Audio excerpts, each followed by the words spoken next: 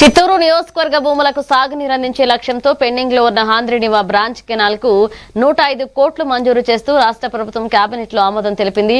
దీంతో టీడీపీ నాయకులు హర్షం వ్యక్తం చేస్తూ చిత్తూరు గాంధీ విగ్రహ కోడెలలో ఎన్టీఆర్ విగ్రహానికి పాలాభిషేకం చేశారు. సీఎం చంద్రబాబు, ఎమ్మెల్యే గురజాల జగన్మోహన్ కు కృతజ్ఞతలు తెలిపారు. అసంపూర్తిగా ఉన్న కాలువ పనులకు నిధులు రావడం నియోజకవర్గ రైతులకు ఎంతో ప్రయోజనకరమని నాయకులు పేర్కొన్నారు. చేసినటువంటి విషయం అత్యంత ప్రాముఖ్యమైనది.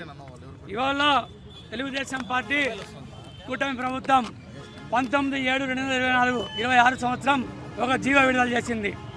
చిత్తూరుకి హంద్రీనీవా నీళ్లు తీసుకొచ్చే బృహత్తరమైన బాధ్యతకి మరింత కూడా ఎన్నోసార్లు హంద్రీనీవా పనులు చిత్తూరుకి చేరాలి. ఆ నీళ్లు చిత్తూరులోని ప్రతి గొంతును తడవాలి, చిత్తూరులోని ప్రతి ఎకరము పండాలి. సస్యశ్యామంగా చిత్తూరు శాశ్వతంగా కరువు రహిత జిల్లాగా, కరువు రహిత నియోజకవర్గంగా మారాలని ఒక ఆకాంక్షతో మా ఎమ్మెల్యే గారు చేసినటువంటి భగీరథ ప్రయత్నం నాటి సమస్య, ఎమ్మెల్యే గారు ఎన్నికల హామీలో ప్రధానంగా వినిపించిన సమస్య నీటి సమస్య. ఆ నీటి సమస్యకు శాశ్వత పరిష్కారం చేస్తారని మాటిచ్చాడు.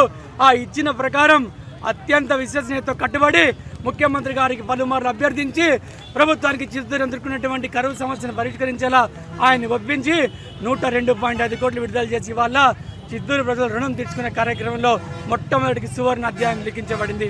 ఎమ్మెల్యే గారి కృతజ్ఞతలు, ముఖ్యమంత్రి గారి కృతజ్ఞతలు, లోకేష్ గారి కృతజ్ఞతలు, కూటమి ప్రభుత్వ పెద్దలందరూ కూడా కృతజ్ఞతలు తెలుపుకుంటున్నా.